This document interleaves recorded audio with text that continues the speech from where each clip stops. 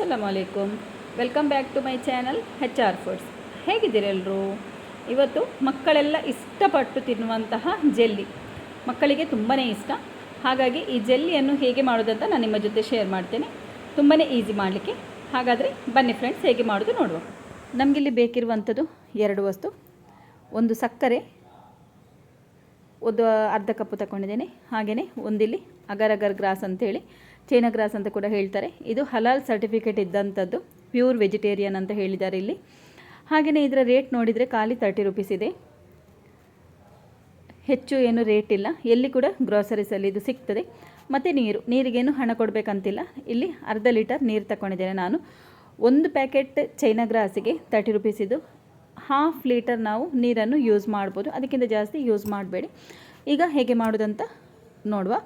ಫಸ್ಟಿಗೆ ನಾನಿಲ್ಲಿ ಗ್ಯಾಸಲ್ಲಿ ಒಂದು ಸಾಸ್ ಪ್ಯಾನ್ ಇಟ್ಟು ಅದಕ್ಕೆ ನಾವು ತಗೊಂಡಿರುವಂಥ ಅರ್ಧ ಲೀಟರ್ ನೀರನ್ನಿಲ್ಲಿ ಹಾಕ್ತಾ ಇದ್ದೇನೆ.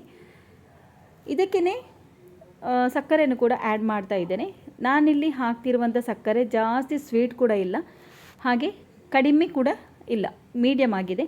ನಿಮಗೆ ಈಗ ಜಾಸ್ತಿ ಸ್ವೀಟ್ ಬೇಕಂದರೆ ಒಬ್ಬೊಬ್ಬರಿಗೆ ತುಂಬ ಜಾಸ್ತಿ ಇಷ್ಟ ಇರ್ತದೆ, ಅಂಥವರು ಜಾಸ್ತಿ ಹಾಕ್ಕೊಳ್ಬೋದು. ಈಗ ನಾವು ಹಾಕಿದ ಸಕ್ಕರೆ ಎಲ್ಲ ಕರಗಿ ಹೋಗಬೇಕು, ಫುಲ್ಲು ಕರಗಿ ಮೆಲ್ಟ್ ಆಗಬೇಕಿದು. ಈಗ ನೋಡಿ, ಎಲ್ಲ ಕರಗಿ ಹೋಯಿತು. ಬೇಗ ಆಗ್ತದೆ ಇದು. 5 ನಿಮಿಷದ ಒಳಗೆ ಇದೆಲ್ಲ ಕೆಲಸ ರೆಡಿ ಆಗ್ತದೆ.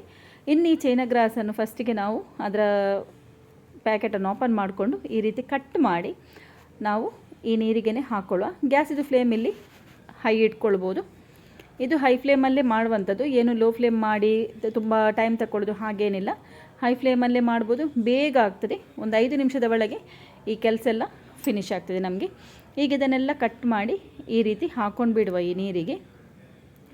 ನೀರು ಬಿಸಿ ಆದ ಹಾಗೆ ಏನಾಗ್ತದೆ, ಇದು ಕರಗಿಕೊಂಡು ಹೋಗ್ತದೆ, ಮೆಲ್ಟ್ ಆಗ್ತದೆ. ಈಗ ನೋಡಿ, ನೀರು ನಾನೀಗ ಹಾಕುವಾಗ ನೀರು ಕೂಡ ಬಿಸಿ ಆಗಿರಲಿಲ್ಲ. ಬಿಸಿ ಆಗದಿದ್ದರೂ ಪರವಾಗಿಲ್ಲ, ಹಾಕ್ಬೋದು. ಬಿಸಿ ಆಗ್ತಾ ಬಂದ ಹಾಗೆ ನೀರು ತನ್ನಷ್ಟಕ್ಕೆ ಕರಗಿ ಹೋಗ್ತದೆ. ನೋಡ್ತಾ ಇದ್ದೀರಲ್ಲ ನೀವು, ಕರಗ್ತಾ ಉಂಟು.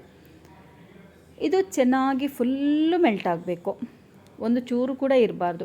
ಈಗ ನೋಡಿ, 3/4 ಅಂಶ ಮೆಲ್ಟ್ ಆಗಿದೆ, 1/4 ಅಂಶ ಬಾಕಿ ಇದೆ.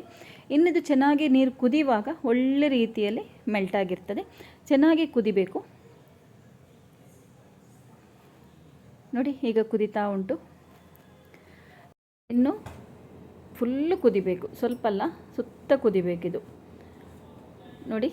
ಈಗ ಚೆನ್ನಾಗಿ ಕುದೀತಾ ಉಂಟು. ಇಷ್ಟಾದರೆ ಸಾಕು. ಇನ್ನು ಗ್ಯಾಸಿದ ಫ್ಲೇಮನ್ನಲ್ಲಿ ಆಫ್ ಮಾಡಿಕೊಂಡು ಒಂದು 5 ನಿಮಿಷ ಹೀಗೇ ಬಿಟ್ಟು ಬಿಡುವ.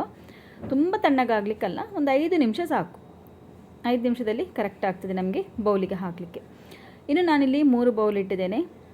ಇದಕ್ಕೆ 3ಕ್ಕೆ ಕೂಡ ನಾನಿಲ್ಲಿ ಮಾಡಿಟ್ಟಂಥ ಚೈನಾ ಗ್ರಾಸನ್ನು ಹಾಕ್ತಾ ಇದ್ದೇನೆ. ಯಾಕಂದರೆ ನಾನಿಲ್ಲಿ ಬೇರೆ ಬೇರೆ ಕಲರನ್ನು ಯೂಸ್ ಮಾಡ್ತೇನೆ. ನಿಮಗೀಗ ಕಲರ್ ಹಾಕೋದು ಬೇಡ ಅಂತ ಇದ್ದರೆ ಒಂದೇ ಪಾತ್ರೆಗೆ ಹಾಕಿ ಕೂಡ ಇಡ್ಬೋದು. ನಿಮಗೆ ಇದೇ ಟ್ರಾನ್ಸ್ಪರೆಂಟ್ ಕಲರ್ ಬೇಕಂದರೆ ಕಲರನ್ನು ಸ್ಕಿಪ್ ಮಾಡ್ಬೋದು. ಕಲರ್ ಹಾಕೋದ್ರಿಂದ ಸ್ವಲ್ಪ ನೋಡಲಿಕ್ಕೆ ಚೆಂದ ಕಾಣ್ತದೆ, ನಾವು ಹೊರಗಿಂದ ತರ್ತೇವಲ್ಲ ಅದೇ ರೀತಿ ಇರ್ತದೆ ಅಷ್ಟೇ. ಟೇಸ್ಟಲ್ಲಿ ಏನು ಡಿಫ್ರೆಂಟ್ ಆಗೋದಿಲ್ಲ. ನಾನಿಲ್ಲಿ 1 pinch green colour, 1 pinch red colour, 1 pinch orange ಕಲರನ್ನಿಲ್ಲಿ ಆ್ಯಡ್ ಮಾಡ್ತಾ ಇದ್ದೇನೆ. ಜಾಸ್ತಿ ಹಾಕ್ತಾ ಇಲ್ಲ. ಇನ್ನು ಇದನ್ನು 3 ಕೂಡ ಚೆನ್ನಾಗಿ ಕಲಸಿಕೊಳ್ಳುವ.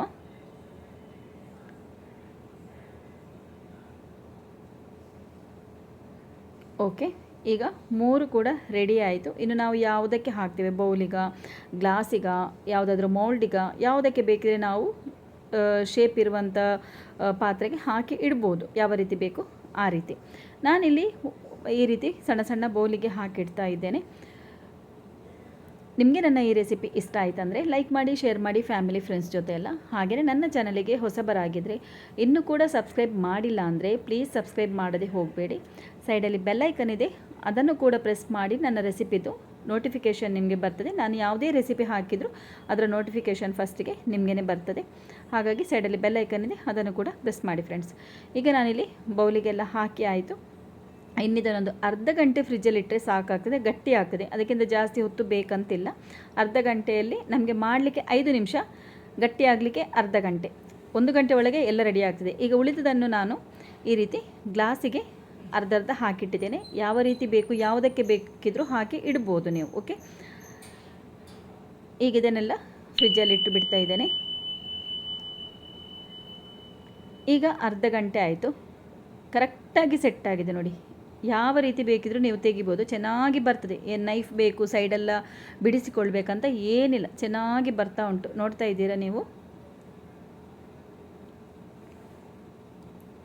ನಮ್ಮ ಮನೆಯಲ್ಲಿ ಅಂತೂ ಮಕ್ಕಳು ತುಂಬ ಖುಷಿಯಲ್ಲಿ ತಿಂದ್ರಾಯ್ತಾ.